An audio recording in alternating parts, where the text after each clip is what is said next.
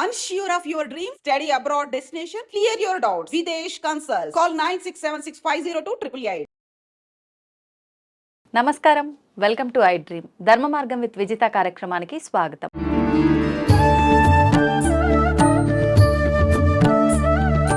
ప్రస్తుతం మనతో పాటు ఉన్నారు వేద పండితులు పవన్ కుమార్ శర్మ గారు. ఇప్పుడు వారితో మాట్లాడి మరిన్ని విషయాలు తెలుసుకునే ప్రయత్నం చేద్దాం. నమస్తే అండి.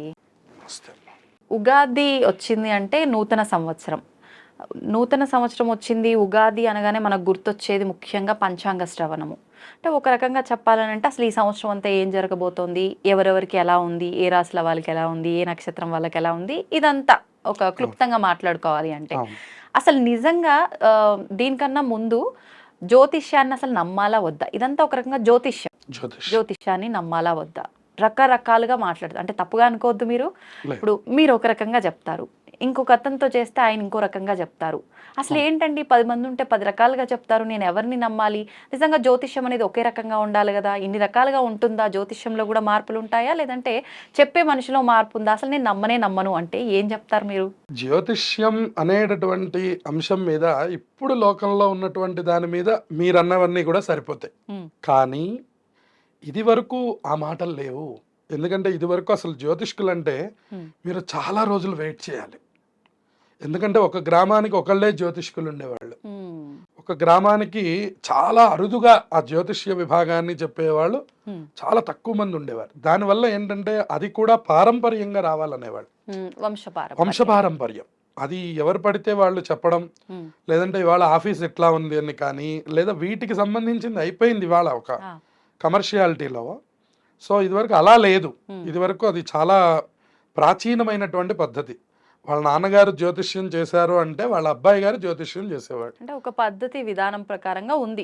ఇప్పుడు వ్యాపార దృక్పథంగా ఇప్పుడు కొంచెం అలా ఉన్నది. అందువలన పూర్తిగా మనం వ్యాపార దృక్పథం అనేటటువంటి దానికంటే కూడా ఇవాళ అందరూ నేర్చుకునే టాపిక్ అయిపోయింది. సో ఇవాళ మనం అందరికీ అది అందిస్తున్నారు. దానివల్ల ఏంటంటే బేసిక్ తెలిసిన వాళ్ళు డాక్టర్ అయిపోయినట్టు అయిపోయింది.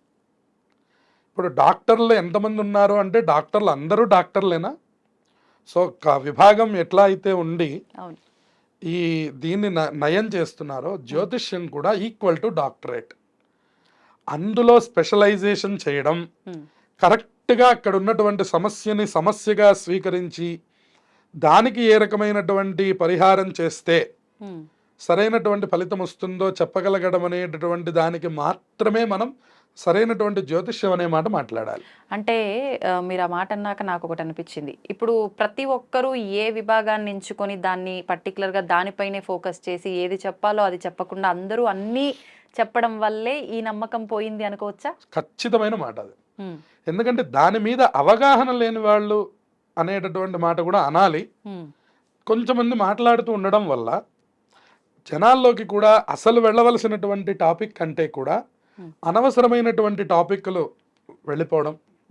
ఇక రెండవది, దీని మీద ఏదో కొంచెం అపాయింట్మెంట్స్ అని, దీని మీద ఇంత తీసుకున్నారని అంత తీసుకున్నారని రకరకాలైనటువంటి మాటలు వస్తున్నాయి.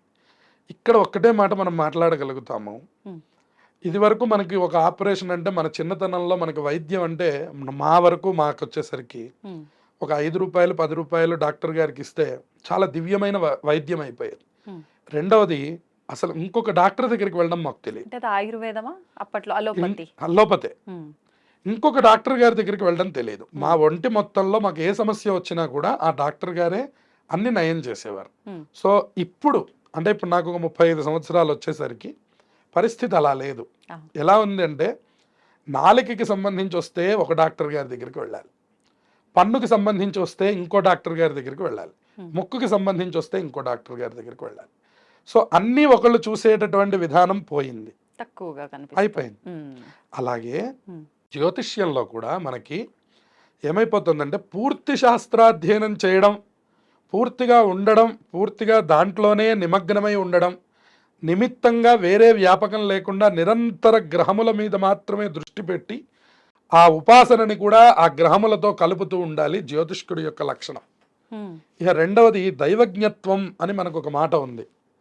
దైవజ్ఞులు అని పిలుస్తారు. ఉదాహరణకి దైవజ్ఞ ఫలానా పేరుతో చెప్తారు.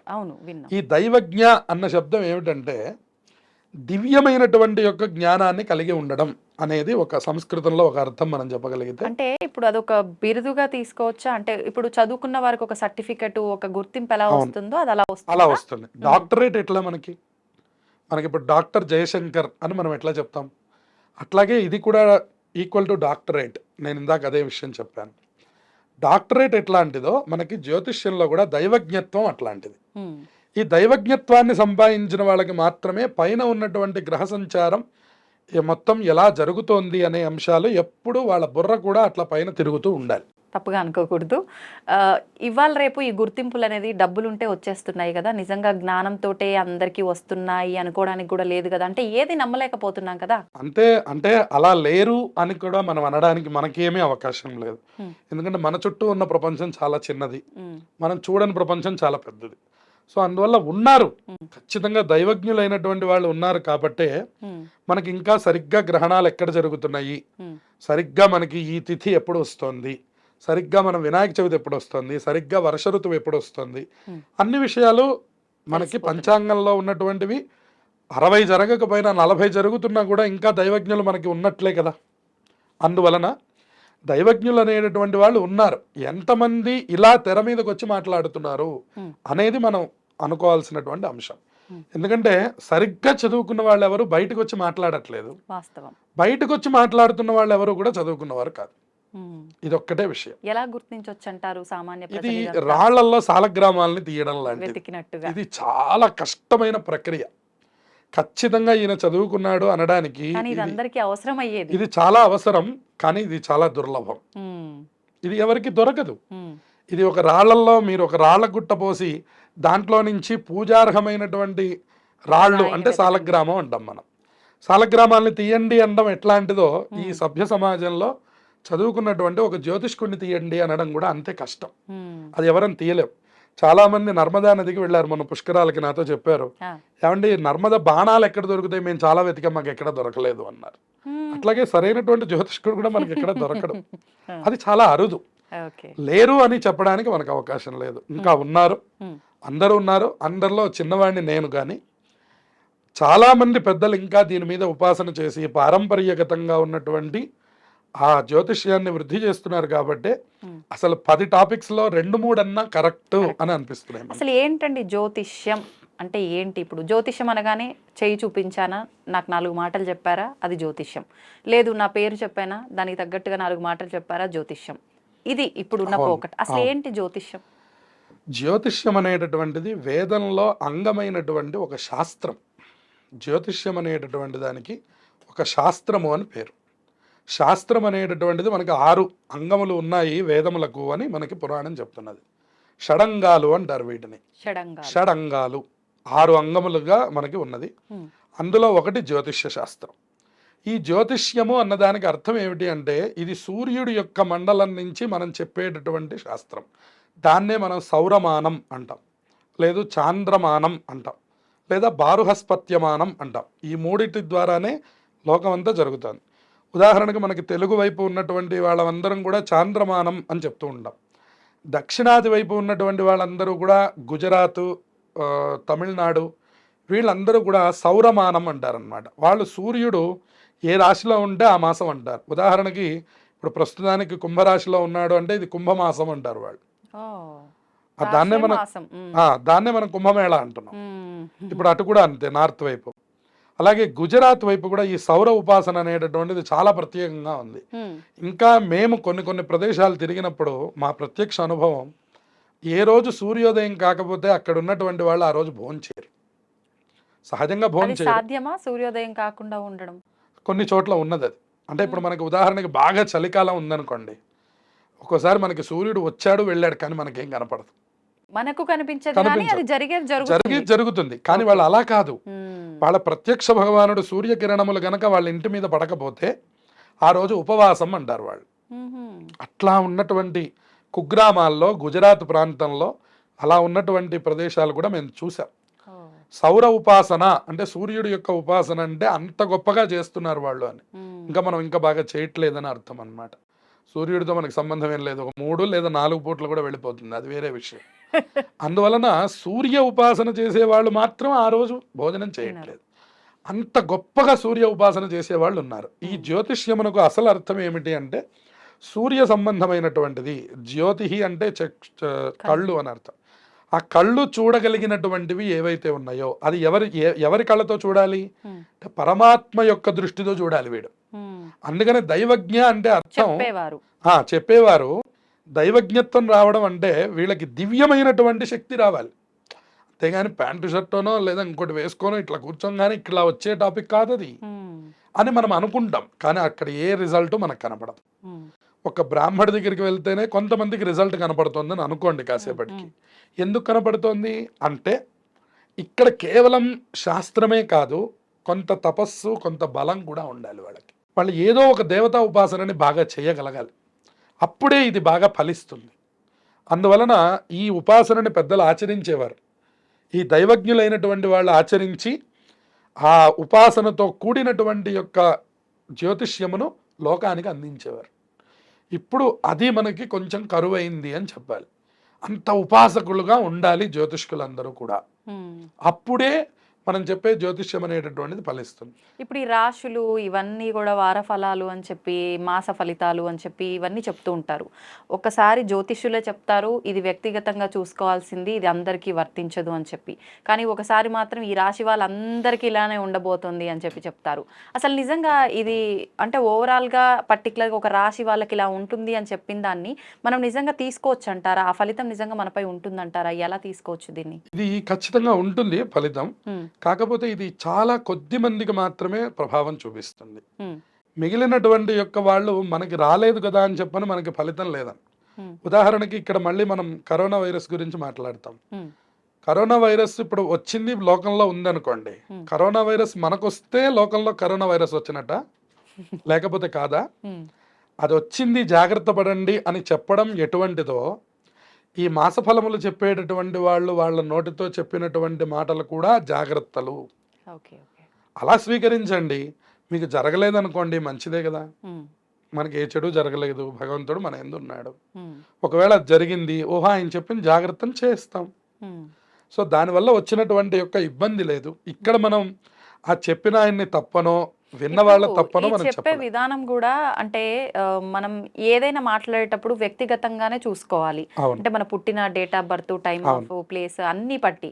కానీ ప్రస్తుతం అందరూ పాటించేది మాత్రం పేరులో మొదటి అక్షరం ఏది ఉందో దానికి సంబంధించిన రాశి ఏది వస్తుందో దాని ప్రకారంగా పాటించే వాళ్ళే ఎక్కువ ఉన్నారు. ఇక్కడ ఫలితాన్ని ఎంత పర్సెంట్ వాళ్ళకి కరెక్ట్గా అవుతుందని తీసుకోవచ్చు అంటారు? ఈ పేరు ఫలం అనేటటువంటిది కొన్ని సందర్భాల్లో వాడుకోమని జ్యోతిష శాస్త్రమే మనకు చెప్పింది. కొన్ని సందర్భాల్లో ఉదాహరణకి మీరు ఏదన్నా ఒక రిజిస్ట్రేషన్ పెట్టుకున్నారు, భూ సంబంధమైనటువంటి కొనుగోళ్లు చేసి అమ్ముతున్నారు అనుకోండి. ఈ ట్రాన్సాక్షన్స్ వాటి దగ్గర కావాల్సింది వ్యక్తిగత జాతకం కాదు, మీ పేరు బలం. అక్కడ పేరుతో మాత్రమే చూడాలి. మీదేదో శతభిష నక్షత్రం అయి ఉండొచ్చు కాక, మీకేదో రేవతి నక్షత్రం అయి ఉండొచ్చు కాక, అదొక్క క్షణం హైడ్ చేస్తాం. దాంతో ప్రస్తుతం పని లేదు. ఇప్పుడు మనకు కావాల్సిన పనల్లా ఫలానా భూ సంబంధమైనటువంటి ఇవి లావాదేవీలు జరిగేటప్పుడు మీ పేరులో ఉన్నటువంటి బలం ఏమిటి, ఆ ఎదుటి వ్యక్తిలో ఉన్నటువంటి పేరులో ఉన్నటువంటి బలం ఏమిటి, అది మాత్రమే. మళ్ళీ పేరు కూడా నక్షత్ర ప్రకారంగానే పెట్టమని అంటారు. అవును. అలా పెట్టిన పేరు మాత్రమే వర్తిస్తుందా? మనకు నచ్చిన పేరు ఎట్లా అంటే అట్లా పెట్టేసుకుంటున్నాం ఇప్పుడు జనరేషన్ తగ్గట్టుగా. అదైనా పర్వాలేదు, ఏదైనా పెట్టుకోవచ్చు. కాకపోతే ఇప్పుడు ఈ నక్షత్రం ప్రకారం పెట్టమనడం వెనక ఆంతర్యం ఏమిటంటే, ఒకవేళ మీరు భవిష్యత్తులో జాతకం ఏదండి అంటే చాలా మంది పైకి చూసేవాళ్ళు ఉన్నారు. జాతకం ఏదండి అంటే ఏమోనండి మా తల్లిదండ్రులు రాయలేదండి, అసలు ఎప్పుడు పుట్టానో కూడా తెలియదండి అనేవాళ్ళు ఉన్నారు కొంతమంది. ఒక 20-25 సంవత్సరాల క్రితం ఇంత విజ్ఞానం లేదు. కాబట్టి అటువంటి స్థితి మళ్ళీ కలుగుతుందేమో. ఎందుకంటే ప్రపంచం ఇంత వేగంగా పరిగెడుతోంది. ఇంకా ఇప్పుడు మనం అనుకున్నట్టే అదేమన్నా ట్రాష్ అనుకుని వాళ్ళు వదిలేస్తారేమో.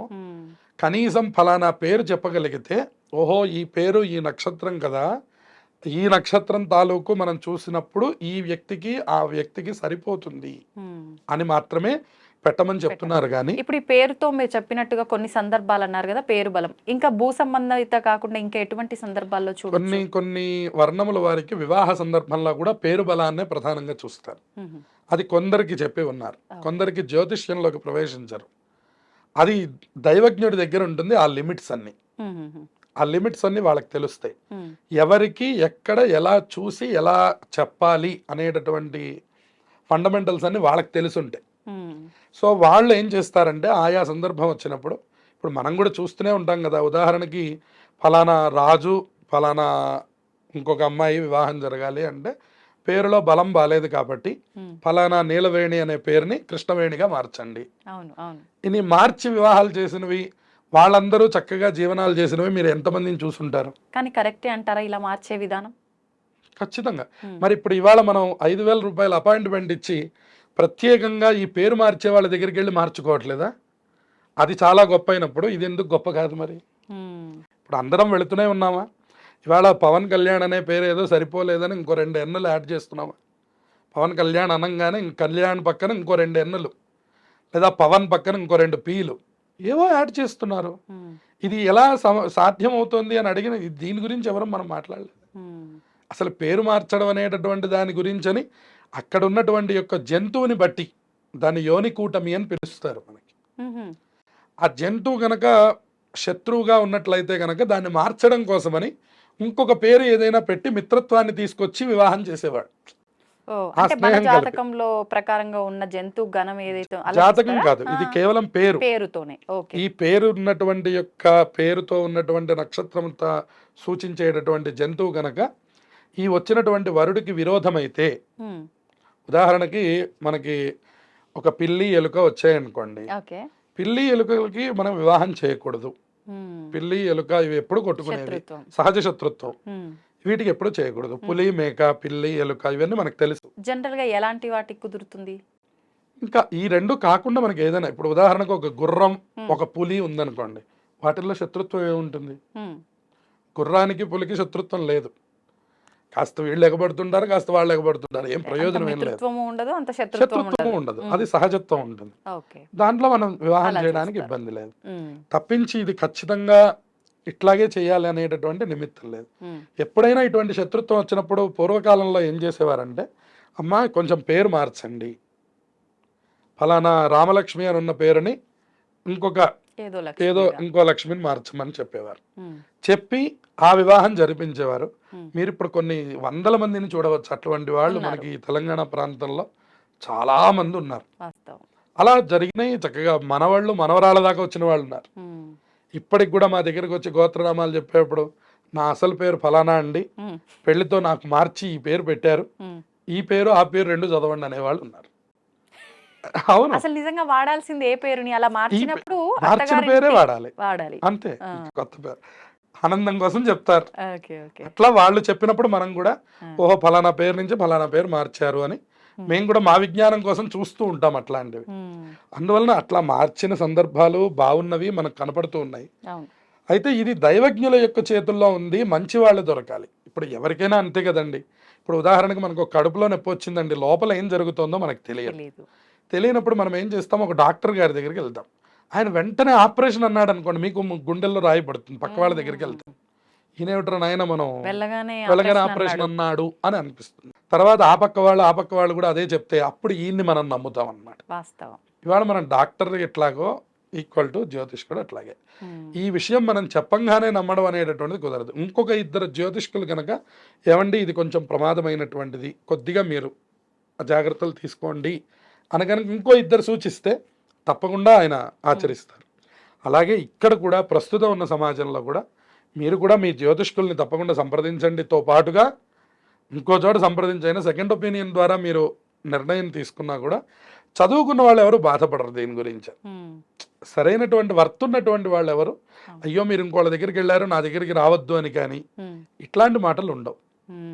నేనేమంటానంటే ఒక డాక్టర్ గారు వ్యాధిని నయం చేస్తాడు, ఒక జ్యోతిష్కుడు సరైనటువంటి వాడు ఆయన ఆది అనేటటువంటి దాన్ని నయం చేస్తారు. ఆది అంటే గ్రహములు మన మీద చూపించేటటువంటి దాన్ని ఆది అంటాం. మామూలుగా శరీరంలో మనకు కలిగే రుగ్మతల్ని వ్యాధి అంటాం. ఈ రెండింటినీ నయం చేయాలి అంటే అటు డాక్టర్ గారు ఒకడే ఉండాలి. ఫ్యామిలీ డాక్టర్ అంటాం కదండి, ఫ్యామిలీ ఆస్ట్రాలజర్ అంటాం ఇప్పుడు కొత్త యుగంలో. వాళ్ళు కూడా మనకి మొదటి నుంచి మన విధానం తెలిసిన వారై ఉండాలి. అప్పుడు మనకి ఇచ్చేటటువంటి సలహాలు సూచనలు కరెక్ట్గా ఉంటాయి. ఇంకొక విషయం ఇక్కడ ఏం చెప్పుకోవచ్చు అంటే, ఒకవేళ వాళ్ళు ఏదైనా విభాగంలో సరిగ్గా ఇవ్వకపోతే తత్ఫలితం కూడా వాళ్ళ మీదే ఉంటుంది. అందుకనే జ్యోతిష్యం అందరూ చెప్పేవారు కాదు. జ్యోతిష్యం చాలా కొంతమంది ఎందుకు చెప్పేవారు, వంశపారంపర్యంగానే ఉండాలి అని మనం ఎందుకు అనుకున్నాం ఇందాక అంటే, అది వాళ్ళ తల్లిదండ్రులు చేసింది అయితేనేమో ఈయన్ని రక్షిస్తూ ఉంటుంది అనమాట. లేదంటే చాలా మందికి ఇబ్బంది కలుగుతుంది. అటువంటి మనం లోకంలో చాలా మందిని చూస్తున్నాం. అందువల్ల జ్యోతిష్యం చెప్పడం కూడా ఏదో చాలా ఈజీ మనీ అనేటటువంటి దాని గురించి కాకుండా వెనకాల ఉండే ఇబ్బందుల్ని కూడా మనం గమనించాలి. ఆ ఇబ్బందుల్లో అది ఇదొకటి. అందువల్ల ఒకవేళ ఇతను కనుక కరెక్ట్గా కనుక ప్రెడిక్షన్ ఇవ్వకపోతే, కరెక్ట్గా కనుక గ్రహ సంబంధమైనటువంటి విషయాల్ని చర్చించుకోలేకపోతే తత్ప్రభావం ముందు ఇతని మీద పడి వాళ్ళ మీదకి వెళ్తుంటుంది. ఇది కూడా ఒక విభాగం ఉంది. అందుకనే అందరూ ఆ పనిని చేయకూడదు. కొత్తగా వచ్చేవాళ్ళు కూడా ఈ సూచనని తీసుకోవాలి తప్పకుండా. అందరూ కూడా తెలుసుకోవాలి. ఇది చాలా మంది తెలియదు. దానికే ఉంది, వాళ్ళ ఆస్ట్రాలజీ క్లాసెస్ ఆన్లైన్లో జరుగుతున్నాయి, ఉస్మానియా యూనివర్సిటీల్లో జరుగుతున్నాయి, పొట్టి శ్రీరాములు యూనివర్సిటీలో జరుగుతున్నాయి. ఇవాళ ఆస్ట్రాలజీ కూడా మనకు ఒక సబ్జెక్ట్ అయిపోయింది. సో అది నేర్చుకోవడం పెద్ద సమస్య కాదు. కొద్దిగా ఈ కాలం ఉన్నటువంటి 5G జనరేషన్లో అసలు అది పెద్ద విషయం కూడా కాదు. గ్రహముల యొక్క బలాలు చెప్పడం, కానీ దాని వెనకాల ఉపాసన లేకపోతే ఏం జరుగుతుందనేది మాత్రం ఎవరైనా అనుభవం ఉన్నవాళ్ళు మాత్రమే చెప్పాలి. అది అందరూ చెప్పలేరు. అందువల్ల ఇది అనుభవం, ఇది వెనకాల నుంచి ఉండాలి, ఉపాసన ఉండాలి, ఖచ్చితంగా దాని మీద నియమ నిష్టలు ఉండాలి. అప్పుడే అది ఫలిస్తుంది. ఇదేదో మనం కోటు వేసుకోనో ప్యాంటు షర్టు వేసుకోనో పెద్ద ఆఫీస్ పెట్టుకుంటేనో వర్తించేది కాదు. ఇది మనం జ్యోతిష్యం మీద బాగా తెలుసుకోవాలి. ఇది జ్యోతిష్యం అనే అంశం చాలా సనాతనమైనటువంటి ఒక పెద్ద సముద్రం, వేదం కంటే కూడా పూర్వమైనది. అదొక సముద్రం లాంటిది. దాంట్లో అన్నీ దొరుకుతాయి, కానీ అసలు విషయం దొరకడం అనేటువంటిది చాలా కష్టం. అది సరైనటువంటి వాళ్ళు మాత్రమే చేయగలిగినటువంటిది. మనం వాళ్ళని గుర్తించుకోగలిగితే మనమే అదృష్టవంతులం అవుతాం. ధన్యవాదాలండి, చాలా చక్కగా వివరించారు. శుభమస్తు.